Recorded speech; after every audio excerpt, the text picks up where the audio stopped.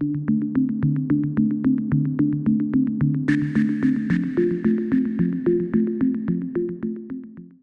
everyone, welcome to Cat Critiques with me, Kat. This is a chance to sit down, get cozy and dig into some film gossip. Tonight we're going into the woods. No, not for a teddy bear's picnic, but to meet Heather, Mike and Josh. Yep, you guessed it. We're going to talk about the Blair Witch Project, the film that made us all terrified of camping.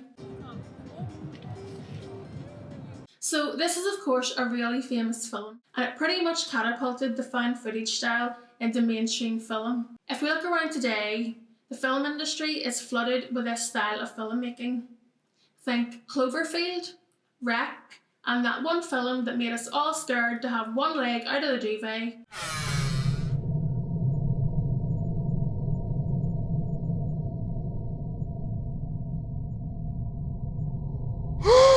Paranormal Activity. So back to the Blair Witch Project.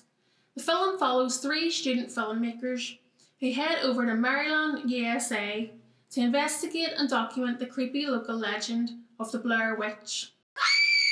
But of course, in true horror film style, this is not how things go down. But I mean, what exactly do you expect when you go looking for scary witches? I'm not a witch. Once the three filmmakers arrive in Maryland, they head to a small town of Burkittsville, formerly known as Blair. They take a wander around the area and speak to some of the local people there, asking questions about the witch. The whole place gives me Lauren vibes. But overall, the people are helpful and do give us some interesting answers. One person in particular drops some pretty disturbing lore about things that happened back in the 1940s. It turns out there was this guy called Rustin Parr who kidnapped and murdered loads of children. So obviously not a great guy. Oh hell no! We find out that this Rustin Parr guy would take children in groups of two down to the basement where he would make one child face the wall while he murdered the other. So yeah, we're not a fan of Rustin at all. The interviewee tells us that when Rustin was finally caught for his horrific crimes, he claimed that the woman made me do it, obviously referring to the Blair Witch. Okay. After their little walkabout, the three head off to the woods, and after a bit of a trek, they set up camp. Because I mean, who doesn't want to camp in a haunted woods? Oh hell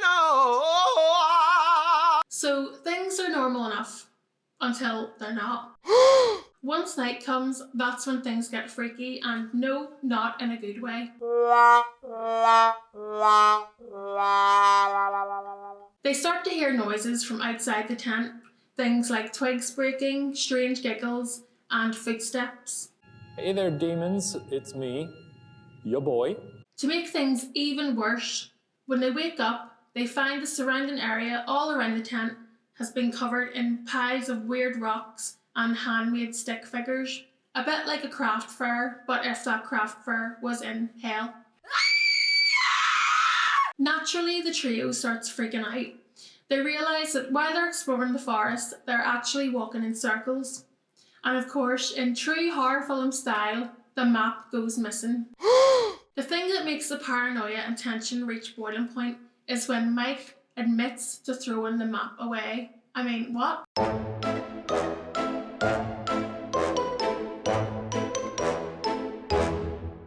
Considering they're tired, lost, starving, and their mental health is in the bin, things just go from bad to worse. Firstly, are you okay? I hope so. Josh vanishes out of nowhere. There's no warning or reason. This is when our girl Heather breaks down and finally gets to that iconic scene. Yep, it's Heather's snot-filled monologue. I'm so sorry. Poor Heather is in absolute bits here. There's snot and tears everywhere. She's a woman on the edge, and to be honest, you can't really blame her considering what she's been going through. Heather's monologue is basically an apology to her fellow campmates, families, and her own. She tells us how bad she feels, how sorry she is, and basically blames herself for getting them all into this mess. Aww. Not long after the snot scene, Heather and Mike both hear screaming in the woods, And of course, they both assumed that it could be the missing Josh. So again, like the good people they are, they run towards the screaming. I know what way I'd be running. Oh, hell no! The screaming leads Heather and Mike into this really run-down old abandoned house in the middle of nowhere. Of course, when they get inside, the interior is pure murder vibes. There's graffiti, handprints on the wall, and the place is an absolute grim hellhole. This is my idea of a very nice day out. Again, horror film logic comes into play here when Heather and Mike decide to split up. Have we learned nothing? As they make their way around the house, they can hear screaming, and Mike's camera falls to the floor. Then we go back to Heather. Heather's running about all over, looking for her friends, and then she finally ends up finding Mike, but it's not quite what she's expecting. Our boy Mike is now in the basement, facing the wall. Yep. And Heather's camera falls to the ground as well, and all goes black. At this point, you might remember our earlier piece of information about Rustin Parr, the child killer who made his victims face the wall while he killed the other, when he was apparently possessed by the Blair Witch. Oh my god. Oh my god. Oh my god. He's facing the wall. Cat, I'm trying to go to the toilet. And that's how the film ends. We don't get any witch pop up. We don't know if it's Rustin Parr or the witch herself, or possibly the missing Josh, who could now be possessed by the witch. We're forced to make up our own mind about what has just happened, and that's what's so good about the Blair Witch Project.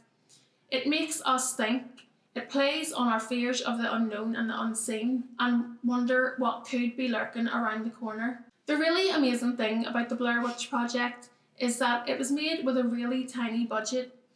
It cost an estimated $60,000, but the overall worldwide profit is estimated at around $250 million, so not bad at all.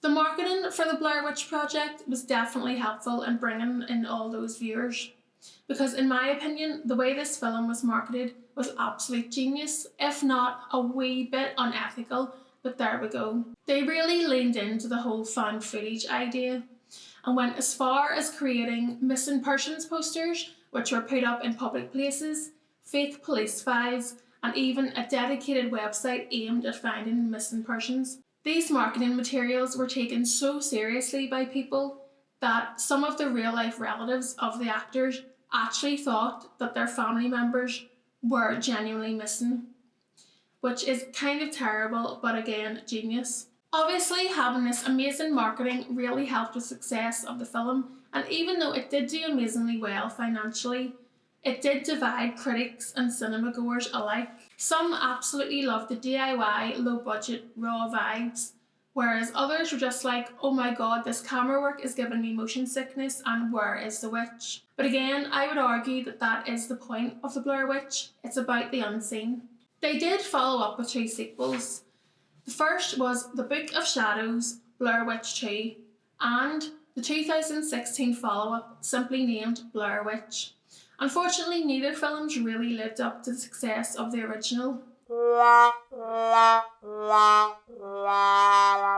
My personal rating for the original Blair Witch Project from 1999 is...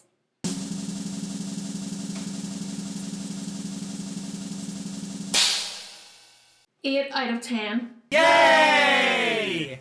I think it's slightly dated in ways because we're so used to seeing jump scares, super realistic CGI, and amazing horror films in recent years. But that doesn't take away from just how brilliant this film was. The small budget, the massive profit, the explosion of found footage film are all testament to just how great this classic film was and still is. It makes our brains work.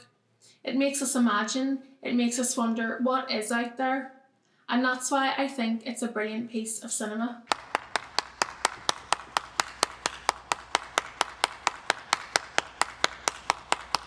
So that's all from me. I really hope you like this review and thank you for joining me. And remember, the next time you decide to go camping and a random guy tells you that there might be a witch in the forest, maybe just go ahead and book yourself a nice sweet all-inclusive instead.